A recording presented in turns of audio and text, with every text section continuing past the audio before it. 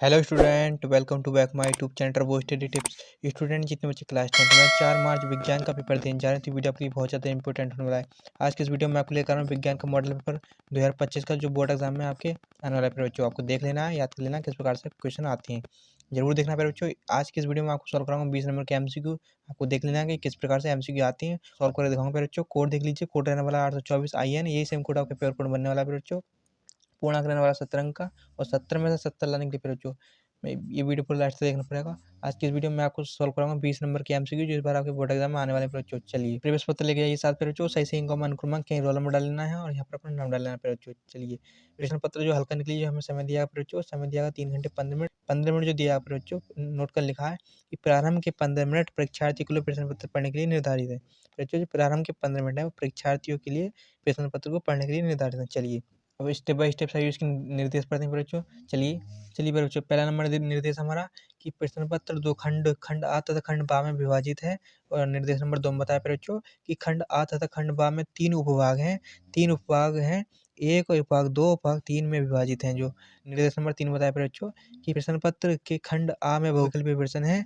सही उत्तर विकल्प का चुनाव कर OMR उत्तर पत्र पर नीले अथवा काले बॉल पेन कलम से सही विकल्प के वाले गोले को पूर्ण रूप से काला कर भरें। OMR उत्तर पत्र पर उत्तर देने के पश्चात उसे नहीं काटे अथवा इरेजर और व्हाइटनर का प्रयोग भी नहीं कर पाए। काफी सारे बच्चे क्या गलती करते हैं बोर्ड पर, जब एक गोले को काला करते हैं, डाउट होने पर उसे काट कर दूसरा काला करते हैं। ऐसा बिल्कुल नहीं करना है। ऐसा करोगे तो आपका एक नंबर काट लिया जाएगा। चलिए अब स्टेप बाय स्टेप सभी इसके एमसीक्यू जो 20 नंबर के सॉल्व करता हूँ, किस प्रकार से आपको बोर्ड में करके आना है। चलिए उपभाग भी हमारा एक है। क्वेश्चन नंबर 1 है कि 10 सेमी फोकस दूरी एक उत्तल लेंस एक वस्तु के बराबर आकार का वास्तविक प्रतिबिंब बनाता है। वस्तु और इसके प्रतिबिंब के बीच की दूरी क्या होगी बच्चों? आपको याद करना है, 40 सेमी होगी। चलिए देखिए बच्चों, क्वेश्चन नंबर 2 हमारा कि एक उत्तल दर्पण द्वारा उत्पन्न आवर्धन सदैव होता है बच्चों। क्या होता है आपको याद कर लेना है। एक उत्तल दर्पण द्वारा आवर्धन सदैव होता है बच्चों। क्या होता है? 1 से कम होता है, आपको याद कर लेना है। चलिए फिर क्वेश्चन नंबर 3 है बच्चों हमारा कि एक अभिसारी लेंस की फोकस दूरी 20 सेमी है। इस लेंस की क्षमता क्या होगी बच्चों? आपको याद कर लेना। क्या होगी बच्चों? प्लस 5.0D होगी, आपको याद कर लेना। चलिए आपको याद कर लेना। चलिए फिर क्वेश्चन नंबर 4 है बच्चों हमारा, जब एक सफेद प्रकाश किरण एक त्रिकोणीय कांच के प्रिज्म की सतह पर गिरती है तो ये प्रिज्म से निर्गत होने पर अलग अलग विचलन में विभिन्न रंगों में विभाजित हो जाती है।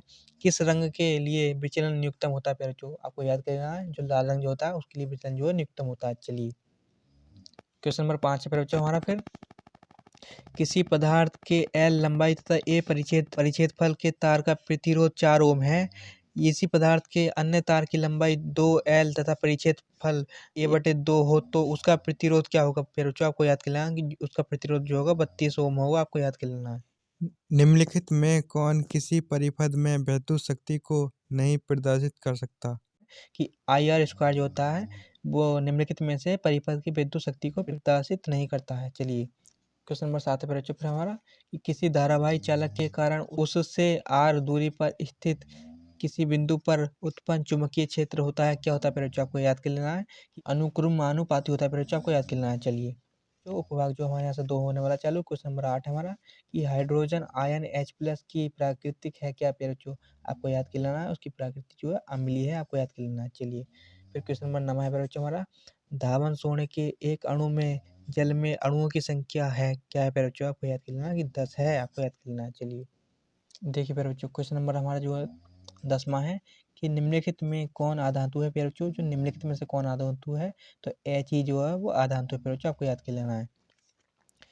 क्वेश्चन नंबर 11 है प्यारे बच्चों हमारा कि धातुओं के लिए कौन सत्य नहीं है प्यारे बच्चों? जो धातु के लिए कौन सत्य नहीं है? धातु सदैव संयोजक यौगिक बनाती है, पहला कथन जो हमारा ये सत्य नहीं है, तो आपको याद कर लेना है। प्लास्टर ऑफ पेरिस की जल से अभिक्रिया कराने पर बनता है, क्या बनता है? जिप्सम बनता है, आपको याद कर लेना है। फिर क्वेश्चन नंबर हमारा 13वां है कि एथेनॉल को सोडियम से अभिक्रिया कराने पर प्राप्त होती है, क्या होती है प्राप्त? जो H2O गैस जो होती है वो प्राप्त होती है। चलिए देखिए प्यारे बच्चों, मैंने बताया था उपभाग 3 है, तो ये उपभाग हमारा तीसरा है। लास्ट में उपभाग 3 है। क्वेश्चन नंबर 14 है प्यारे बच्चों। क्वेश्चन नंबर 14 है हमारा कि मानव में लिंग गुणसूत्रों की संख्या होती है, आपको याद कर लेना है कि मानव लिंग में गुणसूत्रों की संख्या 2 होती है, आपको याद कर लेना है। चलिए क्वेश्चन नंबर 15 है प्यारे बच्चों हमारा कि शरीर के बाहर से ऑक्सीजन को ग्रहण करना तथा कोशिकीय आवश्यकता के अनुसार खाद्य स्रोत के विघटन को कहते हैं, क्या कहते हैं? शवन कहते हैं, आपको याद कर लेना है प्यारे बच्चों। क्वेश्चन नंबर हमारा 16वां है बच्चों कि मस्तिष्क का मुख्य सोचने वाला भाग कहलाता है, क्या कहलाता है मेरे बच्चों? आग्नेय मस्तिष्क कहलाता है, आपको याद कर लेना है। क्वेश्चन नंबर 17 मेरे बच्चों बहुत ज़्यादा मोस्ट इम्पोर्टेंट क्वेश्चन है कि निम्नलिखित पौधों में से किसका पुष्प एकलिंगी होता है मेरे बच्चों? किसका होता है, आपको याद कर लेना है। पपीता का जो पुष्प होता है एकलिंगी होता है। क्वेश्चन नंबर 18 पर बच्चों हमारा कि एक कोशीय स्तर पर उपलब्ध कार्बनिक पदार्थों की कितनी मात्रा अगले पौधे स्तर तक पहुंचती है? तो आपको याद कर लेना 50% जो है अगले स्तर तक पहुंचती है। चलिए क्वेश्चन नंबर हमारा 19वां पर बच्चों कि पौधे में प्रकाश संश्लेषण का उत्पाद है, क्या है उत्पाद? ग्लूकोज है प्लस ऑक्सीजन प्लस जल है, आपको याद कर लेना है। चलिए पर बच्चों क्वेश्चन नंबर हमारा 20वां है निम्नलिखित में कौन एक पादप हार्मोन नहीं है? तो आपको याद कर लेना है एस्ट्रोजन जो है ये पादप हार्मोन नहीं है, आपको याद कर लेना है बच्चों। चलिए फिर बच्चों आज की वीडियो में इतना ही, मिलते हैं किसी नेक्स्ट वीडियो में। वीडियो पसंद आया वीडियो को लाइक करना, चैनल को सब्सक्राइब करना। कोई डेली बाय डेली में इस प्रकार के मॉडल पेपर बच्चों देखने के लिए चैनल को कर लें सब्सक्राइब, वीडियो कर दें लाइक। चलिए आज की वीडियो में इतना ही, मिलते हैं किसी नेक्स्ट वीडियो में, जब तक के लिए धन्यवाद।